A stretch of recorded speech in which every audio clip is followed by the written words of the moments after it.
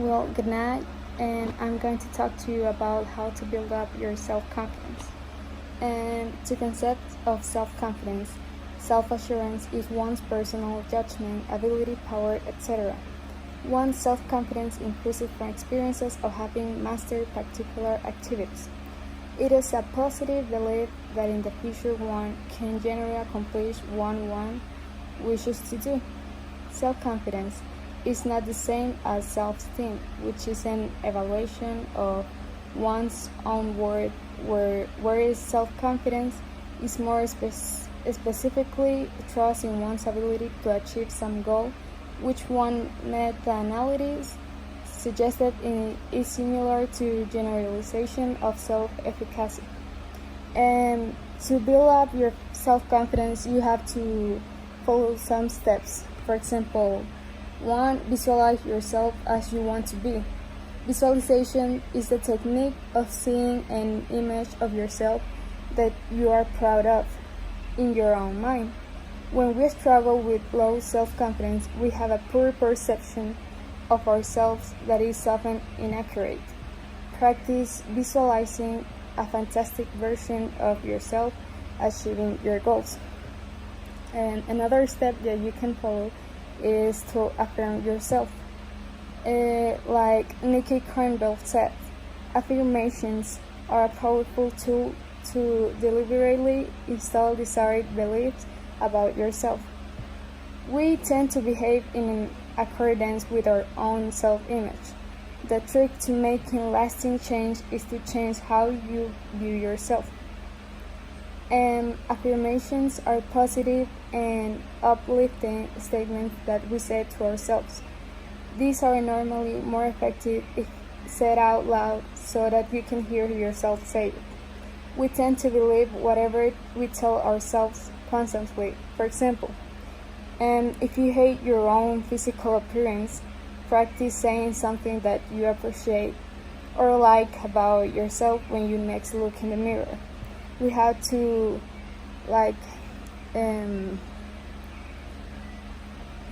what can I say?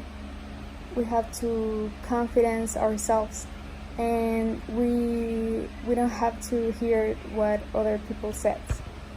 To get your brain to accept your positive statements more quickly, phrase your affirmations as questions such as why am I so good at making deals, instead of I am so good at making deals. Our brains are biologically wired to seek answers to questions without analyzing whether the question is valid or not. And another step is do one thing that scares you every day. Like T.V. Harv Eker says, if you are insecure, guess what? The rest of the world is too. You're not the only one who is in that position. Do not overestimate the competition and underestimate yourself. You are better than you think. The best way to overcome fear is to face it head on by doing something that scares you every day and gaining confidence from every experience. You will see your self-confidence soar. So get out of your comfort zone and face your fear. Another step is to question your inner critic. Like Louis L. Hay says, you have been criticizing yourself for years and it hasn't worked. Try approving of yourself and see what happens. Some of the harshest comments that we get come from ourselves, via the voice of the inner critic. If you struggle with low self-confidence, there is a possibility that your inner critic has become overactive and inaccurate. Strategies such as cognitive behavioral therapy help you to question your inner critic and look for evidence to support or deny the things that your inner critic is saying to you. For example, if you think that you are a failure as yourself, what evidence is there to support the thought that I am a failure? And what evidence is there that doesn't support the thought that I'm a failure? Find opportunities to congratulate, compliment, and reward yourself, even for the smallest successes.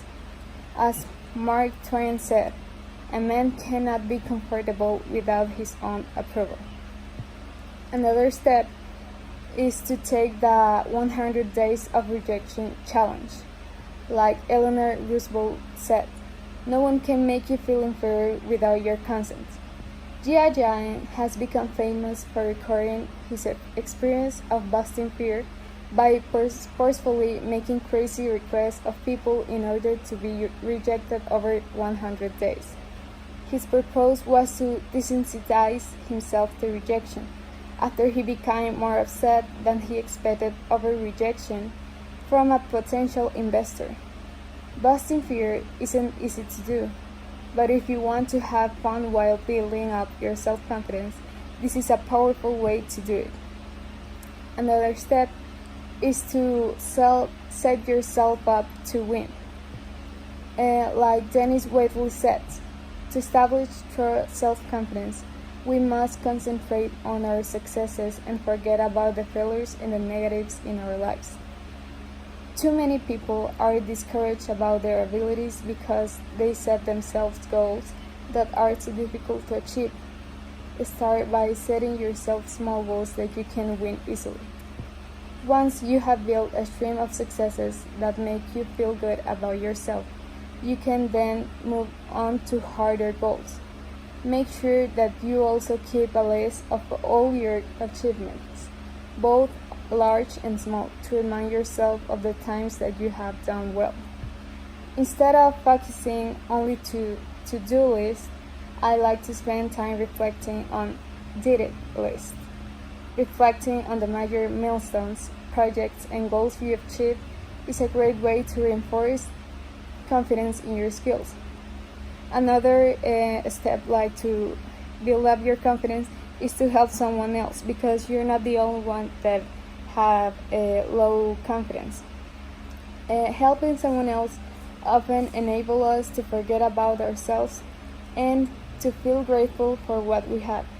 It also feels good when you're able to make a difference for someone else. Instead of focusing on your own weaknesses, volunteer to mentor, assist, or teach another, and you'll see your self-confidence grow automatically in the process. Another step is to care for yourself. I think this is the most important step to build up your confidence. Like Parker Palmer said, self-care is never a selfish act. It is simply good stewardship of the only gift I have, the gift I was put on earth to offer to others. Self-confidence depends on a combination of good physical health, emotional health, and social health. It is hard to feel good about yourself if you hate your physique or constantly have low energy. Make time to cultivate great exercise, eating, and sleep habits. In addition, dress the way you want to feel. Be free. You have heard the saying that clothes make the man. Build your self-confidence by making the effort to look after your own needs. Another step is to create personal boundaries. Like Harvey Fierstein said, never be bullied into silence. Never allow yourself to be made a victim. Accept no one's definition of your life, but define yourself. Learn to say no. Teach others to respect your personal boundaries. If necessary, take classes on how to be more assertive and learn to ask for what you want. The more control and insight that you have over your own life, the greater will be your self-confidence. And the last step you have to keep on is to shift to an equality mentality. Like Marilyn Monroe said, wanting to be someone else is a waste of the person you are. People with low self-confidence see others as better or more deserving than themselves. Instead of carrying this perception, see yourself as being equal to everyone. They are no better or more deserving than you. Make a mental shift to an equality mentality, and you will automatically see an improve into your self-confidence.